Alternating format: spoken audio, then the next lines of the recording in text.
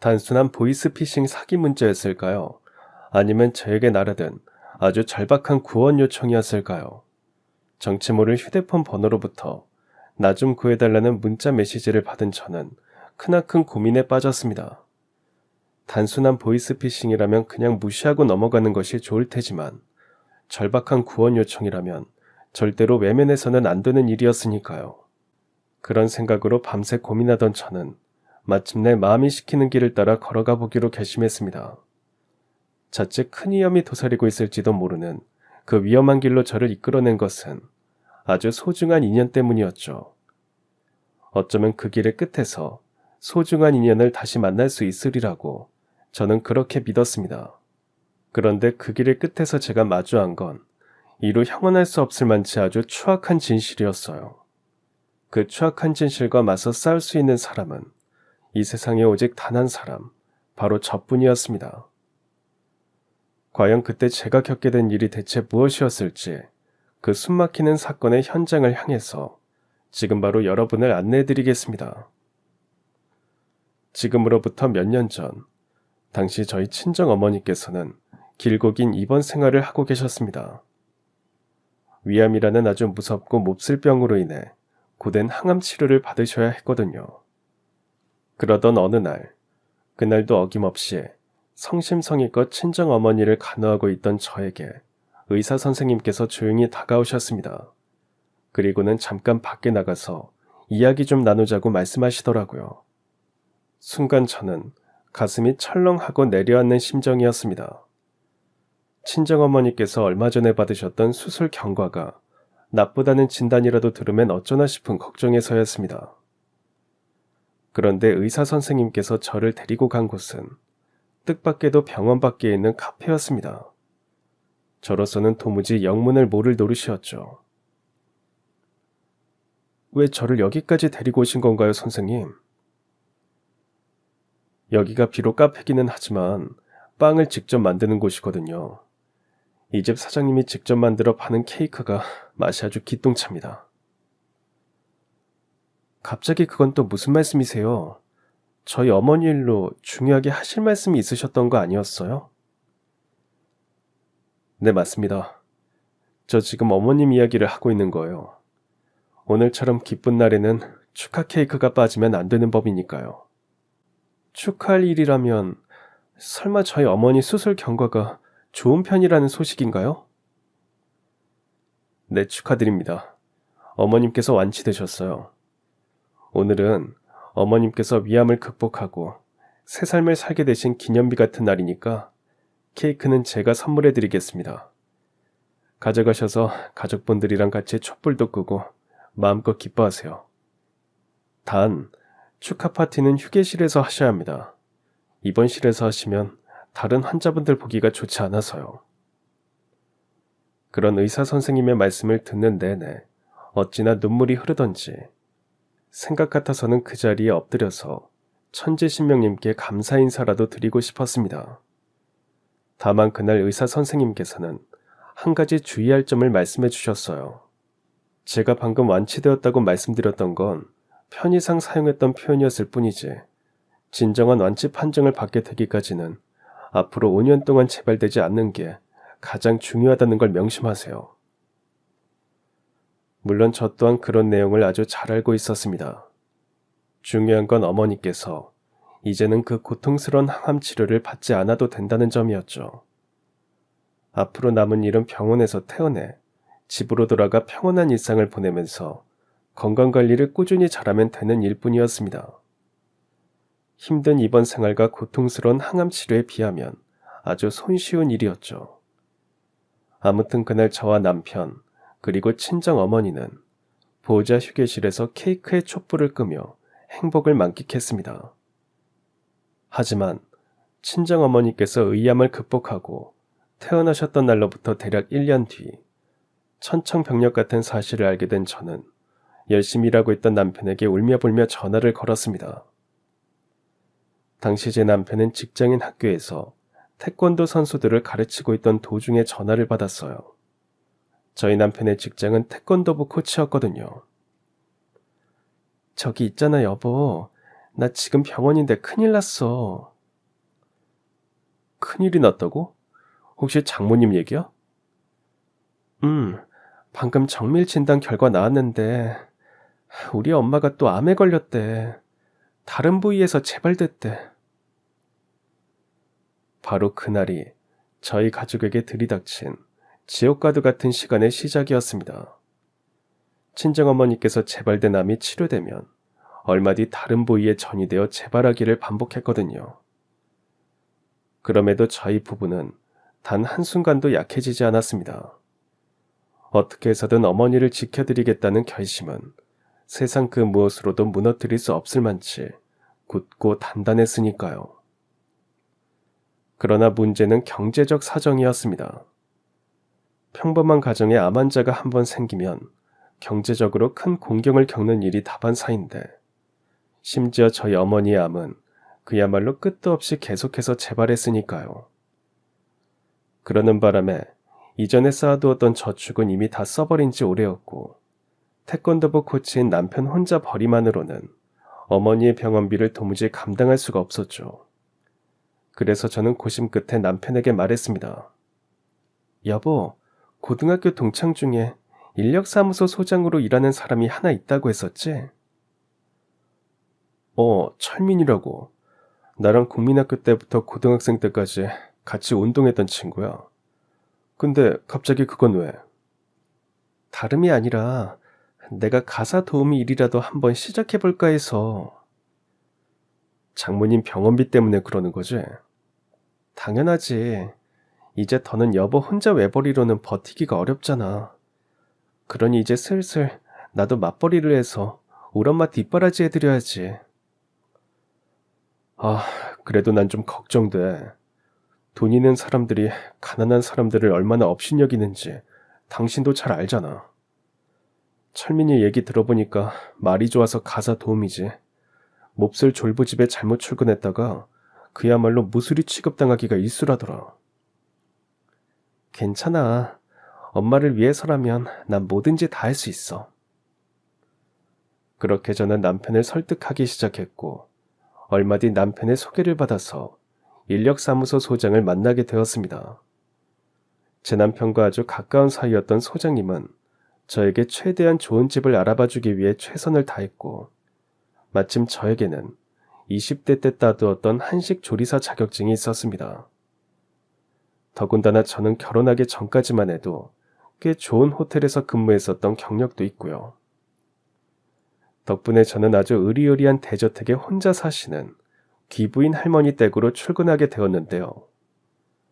그 대저택으로 첫 출근을 하던 날, 혼자 사시는 귀부인 할머니를 처음 만나 뵙게 된 저는 그만 마른 침을 꿀꺽 삼키고야 말았고, 동시에 제 머릿속에는 할머니께서 만약 옛날 시대의 남자로 태어났다면 대장군 자리를 좋게 꿰차고도 남았겠구나 하는 생각이 들었습니다. 과장이 아니라 정말로 그런 느낌을 받았어요. 애청자 여러분들 중에도 삼국지 이야기를 좋아하시는 분들 계시죠? 왜 삼국지에 보면 혈혈단신 혼자서 수백 수천의 적군들을 겁에 질려 벌벌 떨게 만들었던 장비라는 대장군이 하나 있잖아요. 귀부인 할머니의 풍모에서 바로 그 장비의 위용이 느껴졌어요. 할머니의 위용은 그만큼이나 대단하고 압도적이었죠.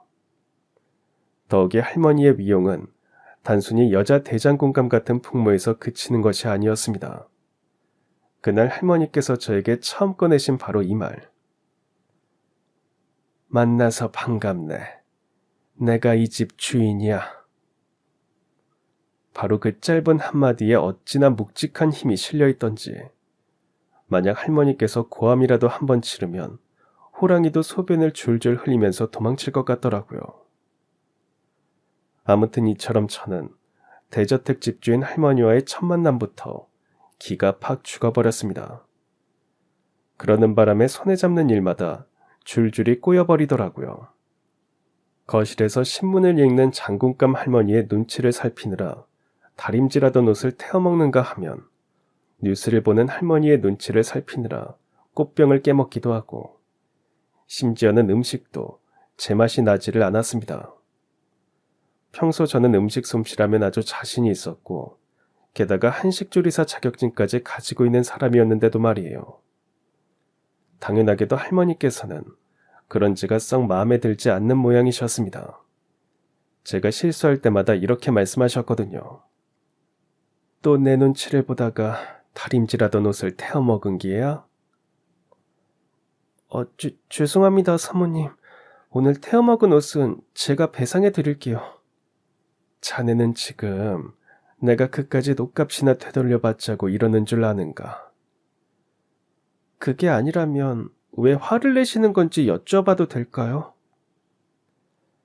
자네 하는 행동거지들을 보고 있자니 내 속까지 답답해서 그러지.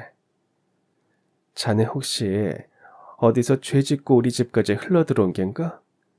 그게 아니면 혹시 우리 집에서 물건이라도 슬쩍 주머니에 집어넣는가? 무슨 말씀을 그렇게 서운하게 하세요. 저는 하늘을 우러러 부끄러울 만한 행동은 전혀 하지 않았어요. 그런데 왜 맨날 그렇게 기가 죽어서 노상 내 눈치를 봐.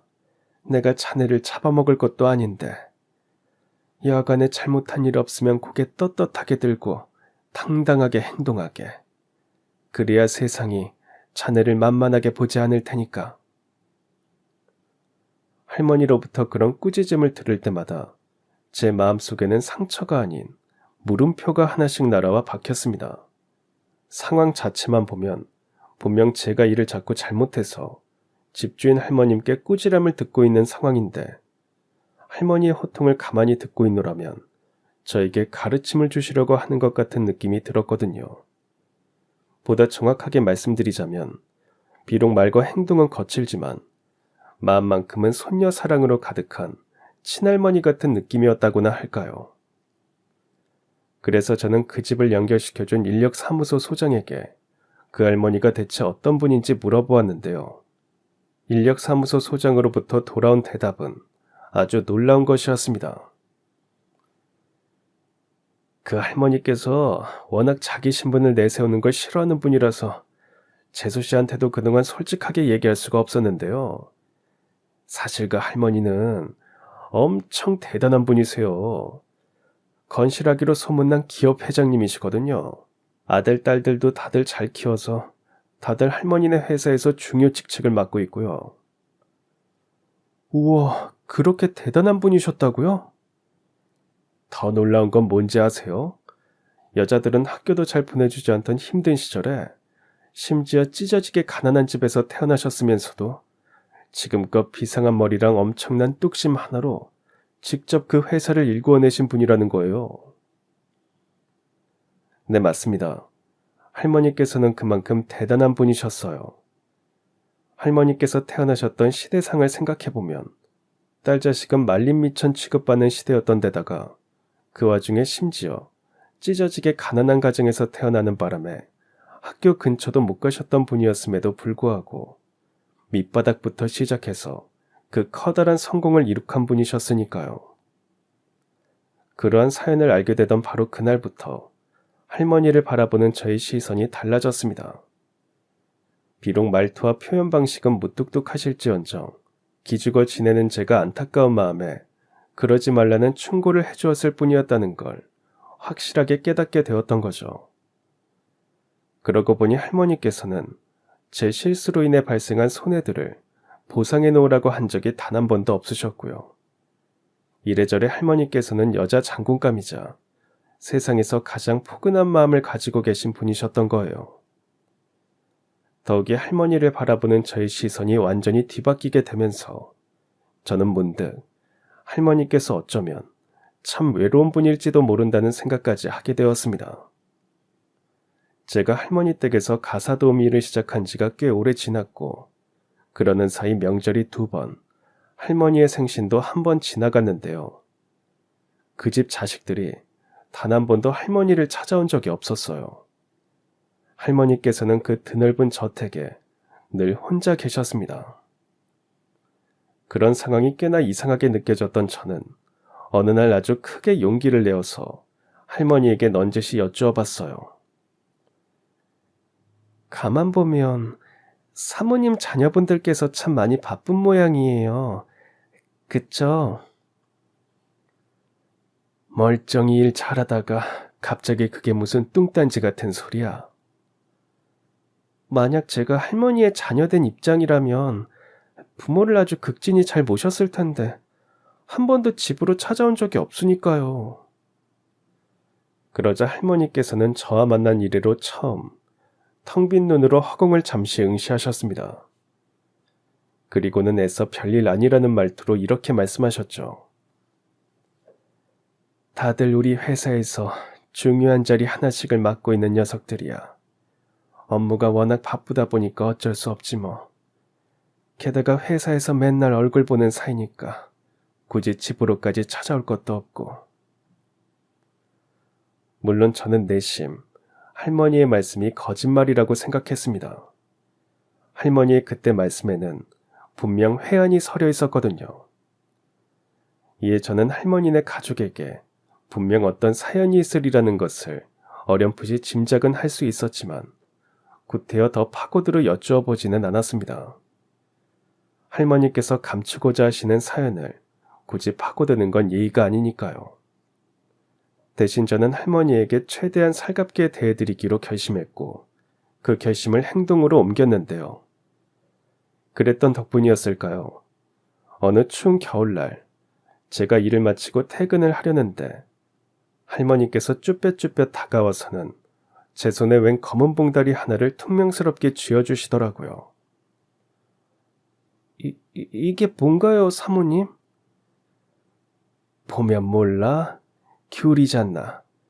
제주도에 내려가서 농사짓고 사는 사람 중에 하나가 젊을 적에 나한테 신세 졌던 일을 갚겠다면서 이렇게 매년 귤을 보내주는데 매번 양이 너무 많아서 처치 곤란일세. 그러니 앞으로도 귤은 밖에서 사 먹지 말고 우리 집에서 얼마든지 챙겨가도록 해. 말씀은 무뚝뚝하게 하셔도 마음으로는 저를 챙겨주고 싶으신 거죠? 아이고, 착각이 아주 지나치구만. 다시 말하는데 정말 처치 곤란이라서 자네한테 떠넘기는 거야. 집에 귤이 차고 넘쳐서 썩어나면 뭐하겠나. 노인네 혼자서 배가 터지도록 귤을 까먹고 앉아있을 수도 없는 노릇인 것을. 역시나 퉁명스럽게 말씀하신 할머니께서는 횡하니 방으로 들어가셨습니다. 하지만 할머니의 진심을 이미 충분히 잘 알고 있던 저는 정말 감사한 마음으로 퇴근했어요. 그리고는 곧장 친정어머니께서 항암 치료를 받고 계시는 병원으로 달려갔죠. 비록 어머니께서는 항암 치료로 인해 병원으로부터 허가받지 않은 간식인 귤을 맛보실 수 없는 상황이었지만 적어도 딸자식이 이렇게 잘 대접받으면서 일하고 있다며 자랑은 할 수 있었으니까요. 젊은 시절에 시장에서 과일 장사를 하셨던 친정어머니께서는 그 귤이 얼마나 값진 것인지를 한눈에 알아보셨습니다. 전국 백화점에서 앞다투어서 가져가겠다고 난리를 부려도 이상하지 않을 만치 최고급 품질이더라고요. 저로서는 더욱이 감사한 마음이었죠. 친정어머니 앞에서 체면도 확 살았고요. 그런데 그 귤봉지 안에서 저는 아주 뜻밖의 물건 하나를 발견했습니다. 그건 바로 할머니께서 늘 손가락에 끼고 다니시던 크고 비싼 옷가락지였죠. 아무래도 할머니께서 저를 위해 귤을 챙겨 넣으시다가 옷가락지를 그만 봉지에 빠뜨리신 모양이었어요. 이에 저는 오밤중에 할머니 댁으로 달려갔어요. 내가 부르지도 않았는데 이 늦은 시간에 우리 집에는 어쩐 일인가? 그게요. 실은 귤봉지 안에서 사모님의 옷가락지가 발견이 되어서요. 그거 돌려드리려고 한달음에 달려왔어요. 말을 마친 저는 할머니에게 옷가락지를 내밀었고 할머니께서는 저와 옷가락지를 번갈아 보시더니 혀를 끌끌 차셨습니다. 아휴, 사람이 왜 그렇게 미련해? 제가 미련하다고요? 당연하지. 사람이 정직한 것도 정도 것이어야지. 혼자서 너무 그렇게 정직하면 미련하다는 소리를 듣는 걸세. 글쎄요. 전 그냥 제 물건이 아니니까 돌려드리러 왔을 뿐인걸요. 내가 일부러 넣어두었다는 생각은 안 해봤고. 그 말씀에 저는 순간 멍해졌습니다. 정말 이제 생각조차 해본 적 없는 일이었거든요. 그럼 설마 실수인 척하면서 일부러 저한테 옷가락질을 주셨던 거라고요? 대체 왜 그러셨어요? 자네를 연결시켜준 인력사무소 소장의 입이 참 가볍더구만. 자네가 일을 잘하는지 확인차 연락을 했으면 그것만 물어보고 전화를 끊을 것이지. 친정엄마가 투병 중이라는 얘기는 왜 굳이 꺼내냔 말이야. 듣는 사람 마음 불편하게. 저를 걱정하셨다는 거네요? 그럼 걱정을 하지 기뻐하고 앉아있을까? 여하간 그 옷가락지는 이미 내 손을 떠난 물건이니까 팔아서 병원비에 보태든 어쩌든 자네 마음대로 해. 아휴. 하지만 그날 제 대답은 거절이었습니다. 외람되지만 사모님, 저는 이 가락지를 받을 수가 없어요. 사모님께서 그동안 알게 모르게 절 챙겨주셨던 것만으로 저는 이미 큰 은혜를 받은 셈이거든요. 에휴, 예끼 사람아. 이럴 땐 그냥 눈 딱 감고 모르는 척 챙겨가는 거야. 사람이 맨날 혼자 그렇게 정직하고 우직하게 살다가는 챙겨 먹을 수 있는 것도 다 날려먹은 채로 한평생 손해만 보면서 살게 될 걸세.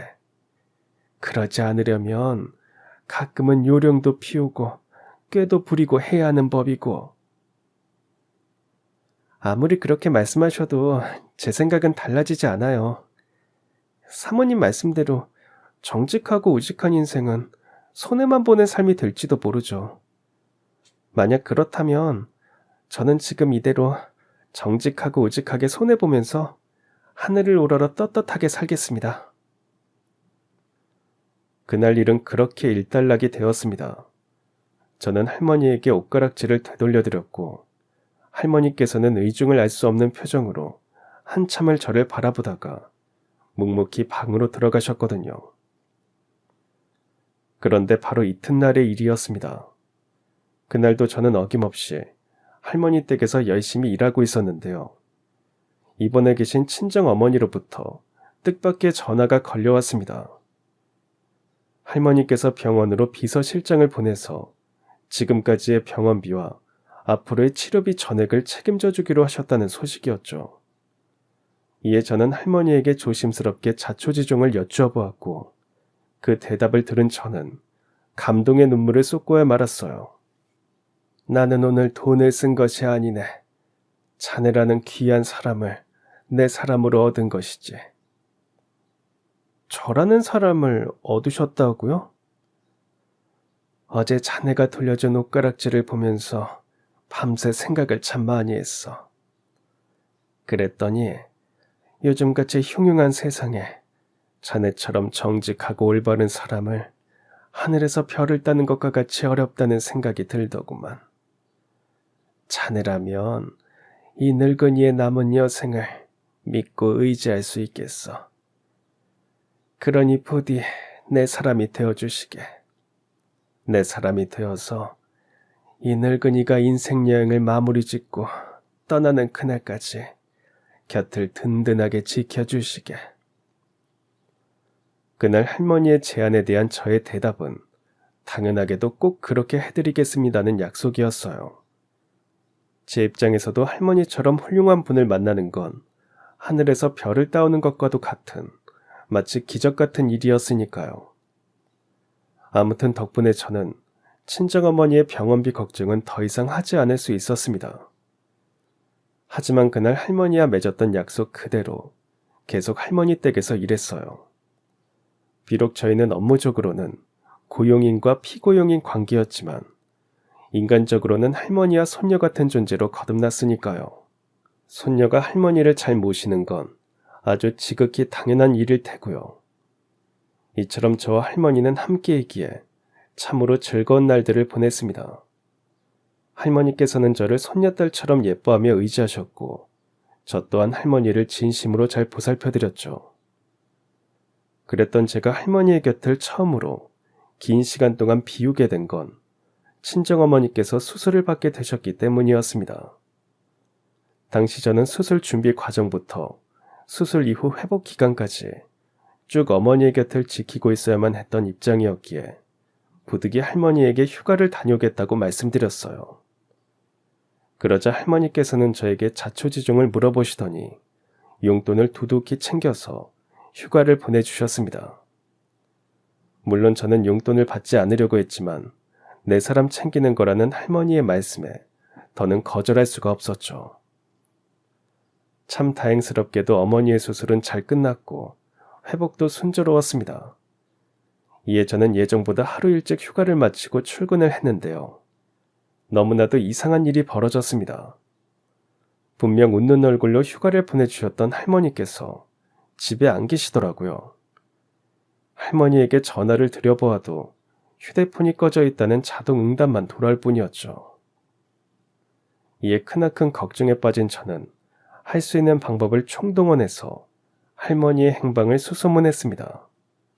저를 할머니 댁에 연결시켜 주었던 인력사무소 소장에게도 연락을 해보았고, 오며가며 일면식이 있는 비서실장님께도 연락을 해보았고, 주변 이웃들에게도 할머니의 행방을 여쭈어 보았어요. 심지어는 동네 파출소와 경찰서를 직접 찾아다니면서 제가 휴가를 떠나 있는 동안 할머니 댁에 무슨 사건이라도 생겼던 건지 물어보았죠. 하지만 저는 아무런 수확조차 거둘 수가 없었습니다. 그 누구도 할머니의 행방을 알지 못했으니까요. 그나마 단 한 가지 다행이었던 건 최소한 할머니께서 세상을 떠난 것 같지는 않다는 점이었어요. 할머니께서 돌아가셨다면 주변 지인들이 당연히 문상을 갔을 텐데 그런 얘기는 전혀 듣지 못했으니까요. 더군다나 할머니의 집 또한 자녀들에게 상속이 되어 주인이 바뀌어야 했을 텐데 그런 일도 전혀 벌어지지 않았고요. 이에 저는 할머니께서 언젠간 돌아오시리라고 믿기로 했습니다. 돌아가신 것도 아니니까 언젠가 다시 집으로 돌아오실 거라고 진심으로 믿었어요. 또한 그날이 오면 바람처럼 내달려서 할머니 곁으로 돌아가기 위해 고정적인 직업을 가지지도 않았습니다. 당시 저는 스스로를 여전히 할머니 댁의 가사 도우미라고 생각했으니까요. 그래서 저는 고정적인 직업을 갖지 않는 대신에 일감이 생길 때마다 짬짬이 나가서 돈벌이를 할 수 있는 일당치기 아르바이트를 하면서 할머니를 오매불망 기다리기 시작했는데요. 그로부터 얼마 뒤 병원에서 친정어머니를 간호하고 있던 제 휴대폰으로 웬 문자 메시지가 도착하더라고요. 저장되어 있지 않은 번호로부터 날아온 그 문자의 내용은 참으로 묘했습니다. 이거 좀 봐봐 여보. 방금 내 휴대폰에 도착한 문자 메시지인데 아무래도 느낌이 너무 안 좋아. 어디 봐봐. 나 좀 구해다오? 이게 대체 뭔 소리래? 나도 잘 모르겠어. 다짜고짜 구해달라면서 웬 주소 하나를 같이 문자로 보냈더라고. 그거 참 희한한 일이네. 일단 문자에 적혀있는 주소가 어디인지 인터넷으로 한번 검색해보자. 그렇게 저희 부부는 문자 메시지에 적혀있는 주소를 인터넷에 검색했는데요. 뜻밖에도 웬 정신요양원 주소가 나오더라고요. 저로서는 더더욱이 꺼림칙할 수밖에 없는 노릇이었습니다. 저장되어 있지도 않은 전화번호로부터 난데없이 나 좀 살려다오 하는 문자가 도착했는데 심지어 그 문자에 같이 적혀있는 주소가 전혀 예상조차 못한 정신요양원 주소였으니까요. 바로 그때였습니다. 저희 친정어머니와 같은 병실을 쓰던 환자 아주머니께서 이렇게 말씀하시더라고요. 그 문자 얼른 치워. 그러기에는 조금 조심스러워서요. 누군지는 모르겠지만 제 도움을 정말 절실하게 기다리고 있는 사람이 보낸 문자일 수도 있잖아요. 그만큼 다급한 사정이면 문자가 아니라 전화를 걸어왔겠지. 아무래도 그 문자는 보이스피싱 사기 같으니까 얼른 삭제해. 행여라도 그쪽으로 전화해볼 생각은 하지 말고. 물론 아주머니의 말씀 또한 일리가 있었습니다. 그때 제가 받은 문자 메시지는 보이스피싱 사기를 충분히 의심하고도 남을 만한 내용이었으니까요. 더군다나 그 아주머니께서는 얼마 전 보이스피싱에 당한 피해자 입장이기도 했고, 아주머니가 피해를 당한 수법 또한 제가 받은 메시지랑 비슷했었습니다. 저장되어 있지 않은 번호로 도와달라는 문자가 띡 하고 오길래 아주머니께서는 대체 누구인데 그런 문자를 보내냐고 답장을 보냈더니 아들이 휴대폰을 잃어버렸다면서 5천만 원만 빌려달라는 회신이 왔다더라고요. 당장 5천만 원을 메꾸지 못하면 사업이 망하게 생겼다면서 말이죠. 이에 크게 당황한 아주머니께서 앞뒤 따져볼 겨를조차 없이 문자에 적힌 계좌번호로 5천만 원을 송금했더니 결국엔 보이스피싱이었던 것이었죠. 아주머니께서는 사기꾼에게 당했다는 충격으로 뇌출혈을 일으켜서 입원까지 하게 되었던 거고요. 이처럼 보이스피싱 피해자가 저의 바로 옆에 버젓이 있었으니 저 또한 자칫 그날의 문자 메시지를 사기로 치부하며 삭제해버릴 수도 있었습니다. 하지만 사람의 직감이라는 게 참 이상하더라고요. 다들 보이스피싱이라고 확신하는 와중에 오직 단 한 사람, 저만이 문자 메시지의 자초지종을 확인하고 싶어졌으니까요. 그 메시지를 보낸 사람이 어쩌면 연기처럼 사라지셨던 할머니일지도 모른다는 생각이 문득 들었으니까요. 그런 생각 때문에 밤새 잠을 설친 저는 환하게 떠오르는 아침 햇살을 바라보며 마음이 시키는 길을 따라서 가보기로 결심했습니다. 제가 받았던 구해달라는 메시지가 할머니께서 보낸 것인지 아닌지는 아무것도 확실하지 않았지만 일단 제 눈으로 직접 맞는지 아닌지를 확인해야 마음이 놓일 것 같았거든요. 그렇게 저는 곧장 차를 타고 문자 메시지에 적힌 곳으로 향했습니다. 그런데 그곳은 말이 좋아서 정신요양원일 뿐 돌아가는 모습을 보아하니 사실상 정신병원이더라고요. 또한 실제로 입구에 정신요양원 간판과 정신병원 간판이 동시에 걸려 있었어요. 즉 그곳의 정체는 아주 외딴 산속에 자리한 정신병원이었던 거죠. 그러한 사실을 파악한 저는 크게 용기 내어 로비로 들어갔습니다. 그리고는 원무과에서 근무 중인 간호사에게 다짜고짜 할머니의 성함을 얘기하고 면회를 하러 왔다고 말했죠. 그랬더니 글쎄 그 간호사가 아주 기겁을 하더라고요. 그런 환자는 저희 병원에 없습니다. 더군다나 친권자가 아니면 규정상 면회가 불가능하니까 그만 돌아가 주세요. 순간 저는 깨달았습니다. 그곳에 어떤 어두운 음모가 감추어져 있다는 사실을 말이죠. 제가 그 사실을 깨달을 수 있었던 건 아주 간단한 논리였어요. 할머님께서 이 병원에 계시지 않는 것이 확실합니까? 그렇다니까요. 그렇군요. 그럼 혹시 이 병원에 입원한 환자 숫자가 어떻게 됩니까? 그건 또 왜 물어보시는 건데요? 건물 규모를 봐서는 입원 중인 환자가 한둘이 아닌 걸로 보이고 그 많은 환자 이름을 모두 다 기억하는 건 무척이나 어려울 텐데 지금 간호사님께서는 명단을 확인해 보지도 않은 채로 할머니가 여기에 없다면서 잡아떼고 있으니까요. 마치 할머니가 외부인들을 만나지 못하도록 방해하거나 숨겨놓고 있는 사람처럼 말이죠. 그 말에 간호사의 얼굴이 새하얗게 질리는 모습이 제 눈에 들어왔습니다. 자기도 찔리는 게 있으니까 하얗게 질렸을 건 뻔하고요. 이에 저는 마지막 쐐기를 박아 넣었어요. 이상한 점은 그것뿐만이 아니에요. 제가 할머니의 친권자가 아니라는 사실을 대체 어떻게 알고 있는 거죠? 저는 분명 제가 누군지 밝히지도 않은 채로 그저 할머니의 성함만 이야기했을 뿐인데. 그러자 한참 동안 눈알을 굴리며 변명거리를 고민하던 간호사는 이내 회진 시간이 되었다는 핑계로 다급하게 자리를 떠났습니다. 저는 그런 간호사의 뒷모습을 바라보며 일전에 그 문자 메시지의 통화 버튼을 눌렀습니다. 그랬더니 허둥지둥 멀어지는 그 간호사의 주머니에서 휴대폰 벨소리가 울리더라고요. 할머니께서 저에게 문자를 보냈던 휴대폰이 그 간호사의 것이었던 거죠. 아무튼 그때 그 간호사는 영문 모른 채로 전화를 받았고 저는 휴대폰에 대고 외쳤습니다. 역시 할머니께서 여기 있는 게 맞구나. 당장 우리 할머니를 모시고 나와. 안 그랬다가는 병원에 싹 다 뒤엎어버리는 수가 있으니까. 그런 제 외침에 경비원들이 달려와서 저의 팔을 비틀며 제압하려고 했습니다. 바로 그때였어요.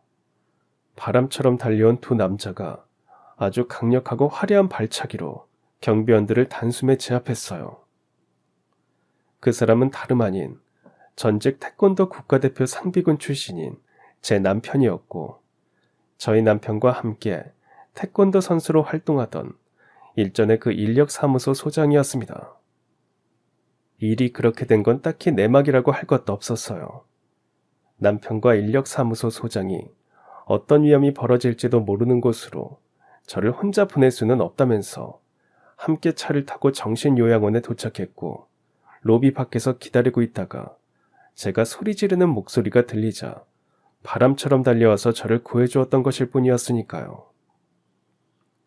아무튼 덕분에 안전해진 저는 곧장 경찰서에 전화를 걸어서 정신요양원에 계신 분께서 구해달라는 메시지를 보내셨는데 병원 쪽에서 환자를 꽁꽁 숨겨둔 채로 보여주지 않는다고 신고를 했습니다.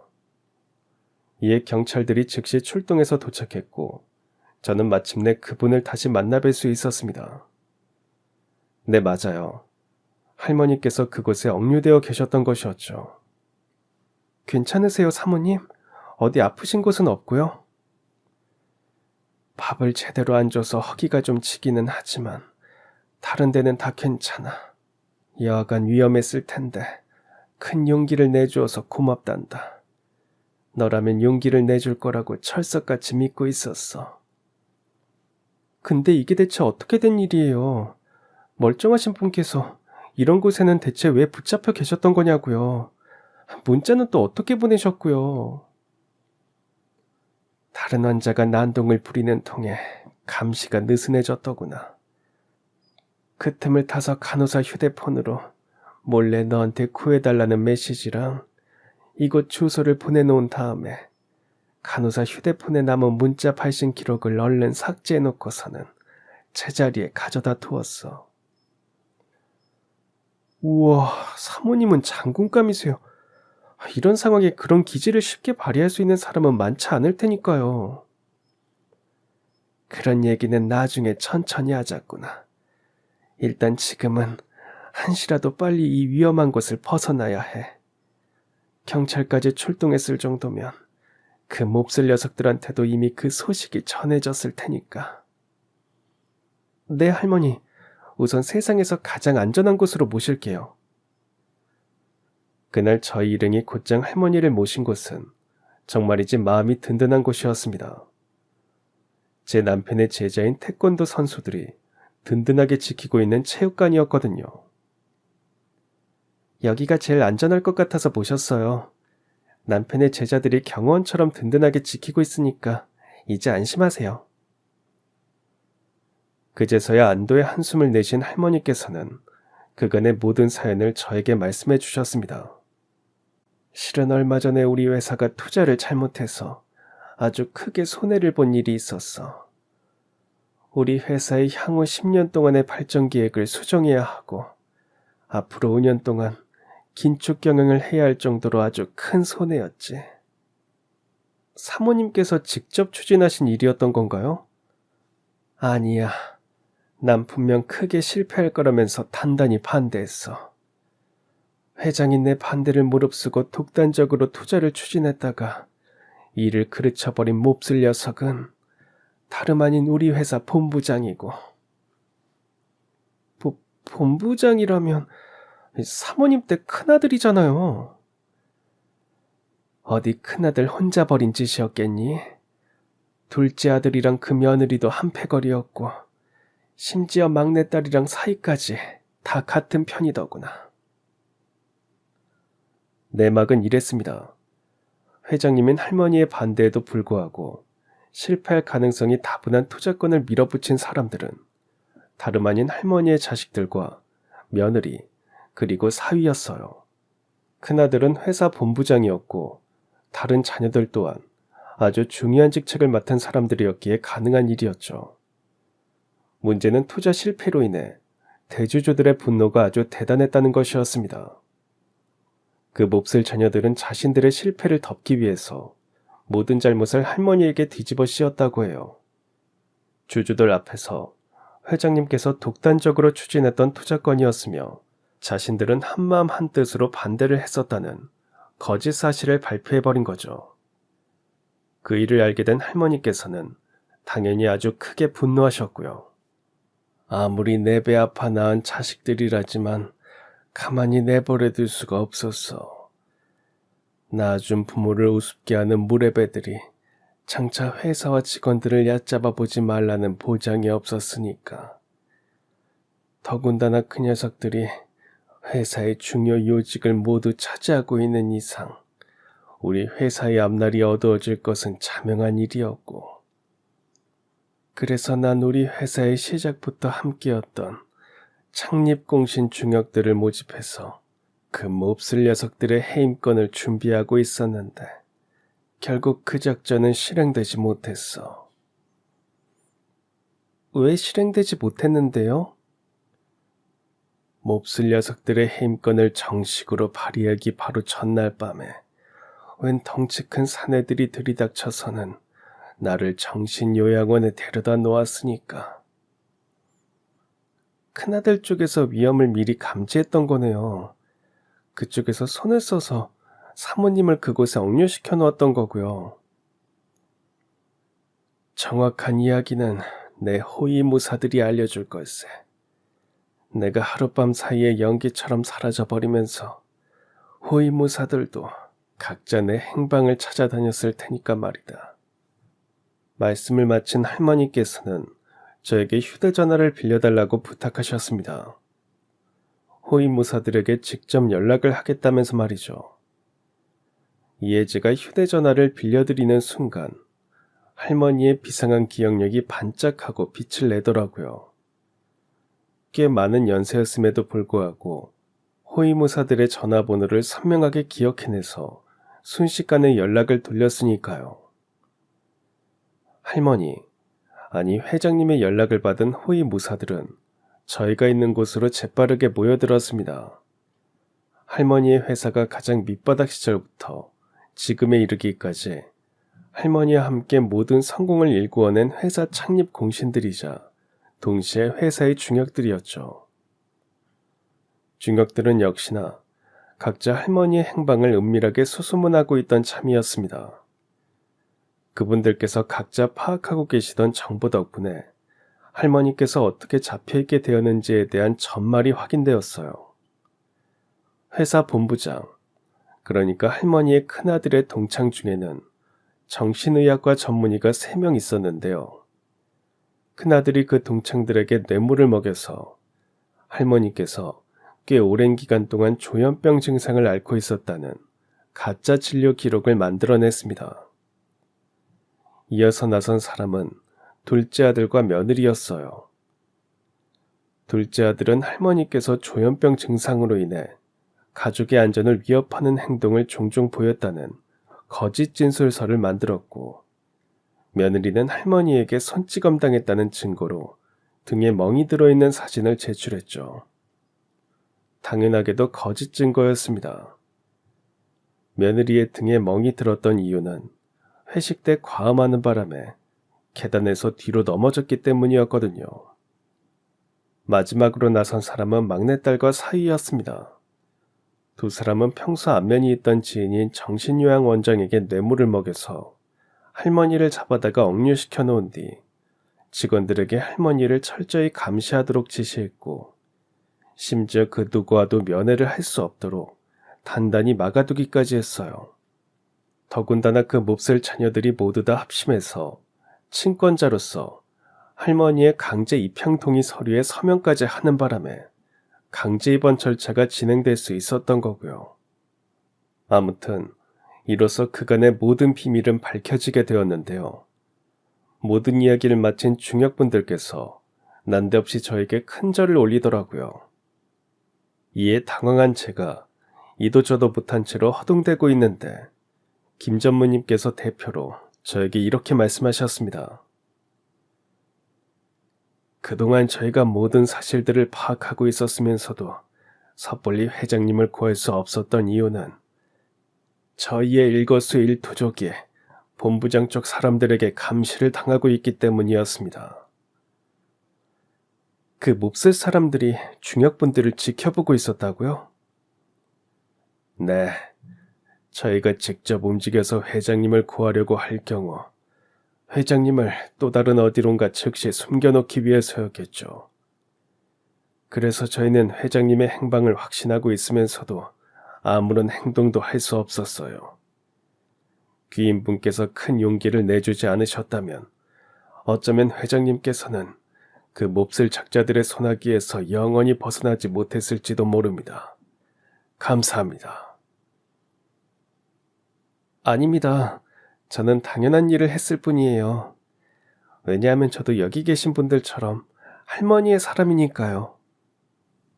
그러자 줄곧 생각에 잠긴 채로 묵묵히 이야기를 듣고 계시던 할머니께서 마침내 말을 떼셨습니다. 그건 그 아이 말이 맞네. 그 아이와 나는 한평생 함께 서로 의지하며 살아가기로 약속한 사이거든. 그러니 앞으로 자네들은 내 안전보다 이 아이의 안전을 최우선적으로 보호해 주시게.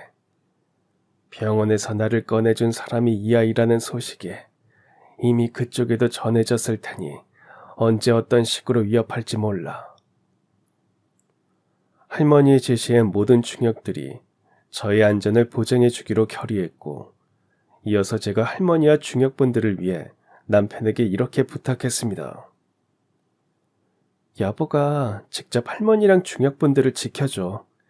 할머니는 나한테 너무 소중한 분이고 중역분들은 장차 할머니를 도와서 몹쓸 자녀들이랑 맞서 싸워야 하는 분들이시니까. 그러자 저에게 미소로 대답한 남편은 마치 임금님께 처음 인사를 드리는 호위무사처럼 할머니 앞에 한쪽 무릎을 꿇었습니다. 저랑 같이 태권도 선수 생활하던 선후배들이 합심해서 만든 전문 경호업체가 하나 있습니다. 그들에게 회장님과 중역분들의 경호를 맡기신다면 최대한의 안전을 보장해 드릴 겁니다. 더군다나 그들은 몹쓸 자녀들이랑은 일절 관련이 없는 사람들이니까 안심하고 믿으셔도 되고요. 물론 회장님의 안전은 제가 직접 일거수일투족 따라붙으면서 지켜드리겠습니다. 그래, 고맙네. 아무래도 내가 사람 하나는 아주 잘 얻은 모양이야. 안 사람을 내 사람으로 얻은 덕분에 그 남편인 자네까지 내 사람으로 얻게 되었으니 말일세. 말을 마친 할머니께서는 그 자리에 있던 모두에게 마치 호랑이처럼 서슬퍼런 눈을 빛내며 마침내 이렇게 선언하셨어요. 자, 그럼 지금부터 천륜도 몰라보는 그 무례배들에게 천벌을 내리러 가볼까. 그날 저희 모두는 할머니를 도와서 그 몹쓸 자녀들을 반드시 단죄하리라는 결심을 다졌고, 그날의 결심은 오래지 않아 빛을 발하게 되었어요. 능력 좋은 중역분들의 활약 덕분에 할머니를 입원시키는 일에 관련된 모든 작자들이 응분의 대가를 치르게 되었으니까요. 우선 할머니께서는 회장 자격으로 회사 내부에 대대적인 감사를 벌였습니다. 중역분들께서는 회장님의 행동대장이 되어 본부장, 그러니까 몹쓸 큰아들 쪽 사람들을 모두 잡아내었죠.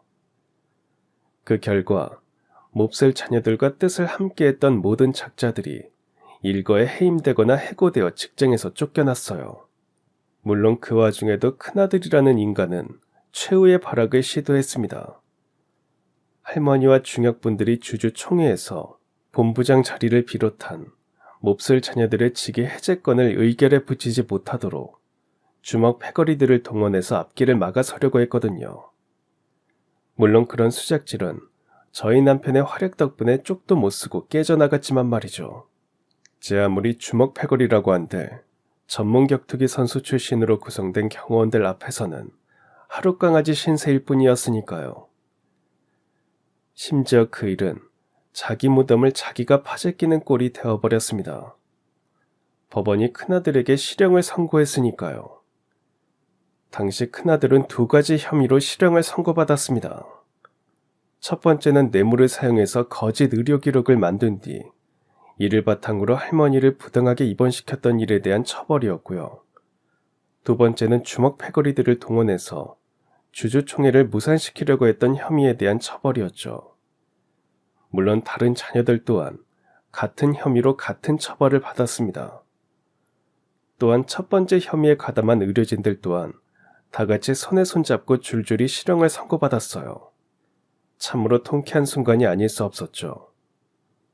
이로써 할머니께서는 그간의 모든 싸움에서 아주 압도적인 승리를 거두게 되셨는데요. 바로 이튿날에 중역분들과 저희 부부를 다시금 전원 소집하시더라고요. 그리고는 저에게 이렇게 물어보셨습니다. 일전에 정직하게 살아서 손해를 보게 된다면 차라리 손해를 보면서 하늘을 우러러 부끄럼 없이 떳떳하고 정직하게 살겠다고 했던 적이 있지. 그때 그 마음이 지금도 여전하더냐. 그럼요. 저는 그때나 지금이나 전혀 달라지지 않았습니다. 그런 제 대답에 흡족한 미소를 지으신 할머니께서는 법무팀장을 불러 올리셨고 곧장 유언장 작성을 시작했어요. 내 이번 일을 겪으면서 깨달은 바가 많아서 미리 유언장을 작성해 놓으려고 하니 다들 잘 듣게. 우선 향후 내가 세상을 떠난 이후 내가 가진 회사 지분을 둘로 분할하겠네. 분할한 지분의 절반은 회사의 미래를 위해 회사에 귀속시킬 것이며 나머지 절반은 지금 여기 있는 중역들에게 한평생 내 곁을 지켜준 일에 대한 보답으로 지급하겠네. 다음으로 내 사유재산은 몹쓸 자식들에게는 단 한 푼도 물려주지 않겠네. 어차피 그들은 이미 법적으로 상속 자격을 잃어버렸지만 혹시 몰라서 남겨두는 말이니 법무팀장은 똑똑히 기록해두고 내 사유재산에 대해서는 전액 사회에 환원하기로 결정했네. 그 돈으로 노인복지재단과 암환자지원재단을 만들어서 아주 뜻깊게 사용할 걸세. 그리고 그 복지재단들의 이사장을 맡아줄 사람은 바로 너란다.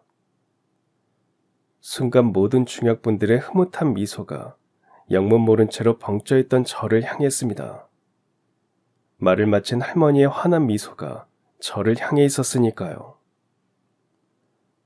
그치만 저는 그런 큰일을 해본 적이 없는걸요. 자격 확인은 조금 전에 이미 다 끝났잖니. 그럼 혹시 저한테 예전의 마음가짐과 지금의 마음가짐이 똑같냐고 물어보셨던 말씀이 그런 뜻이었던 거예요? 그렇단다. 좋은 일일수록 도덕적으로 올바른 사람이 맡아야 해. 그 일을 담당하는 사람에게 흠결이 있으면 아무리 좋은 일이라도 빛이 바래기 마련이거든. 때로는 눈먼 돈을 같이 슬쩍 가자는 유혹에 흔들리는 일이 생길 수도 있고. 그런 점에서 내가 바로 너를 적임자로 점 찍은 거야. 너는 내가 아는 사람들 중에 가장 정직하고 용기 있는 사람이니까. 그날 저는 고민 끝에 할머니의 뜻을 받아들였습니다. 저는 할머니의 사람이 되어드리기로 이미 약속을 했던 사람이었으니까요. 할머니의 사람으로서 그 숭고한 뜻을 받들어 모시는 것 또한 당연히 제가 해야 하는 일이기 마련이니까요. 물론 그건 먼 훗날의 이야기일 뿐이기에 그날 제 진정한 대답은 바로 이것이었습니다. 회장님의 사람으로서 숭고한 뜻을 받들어 모시겠습니다. 하지만 제가 회장님의 뜻을 이어받는 건 아주 멀고 먼 미래 일이 되기를 희망합니다. 모쪼록 건강하게 만수무강하세요, 회장님. 아니, 사랑하는 할머니. 그런 제 염원 덕분이었을까요? 제가 할머니의 뜻을 물려받아 복지재단의 이사장으로서 활약하게 되는 날은 아직 한참 멀리 남은 것 같습니다. 왜냐면 할머니께서 지금껏 아주 건강하게 장수하고 계시니까요. 제 사연은 여기까지입니다. 들어주셔서 감사합니다. 그럼 지금까지 사연 들어주셔서 감사합니다.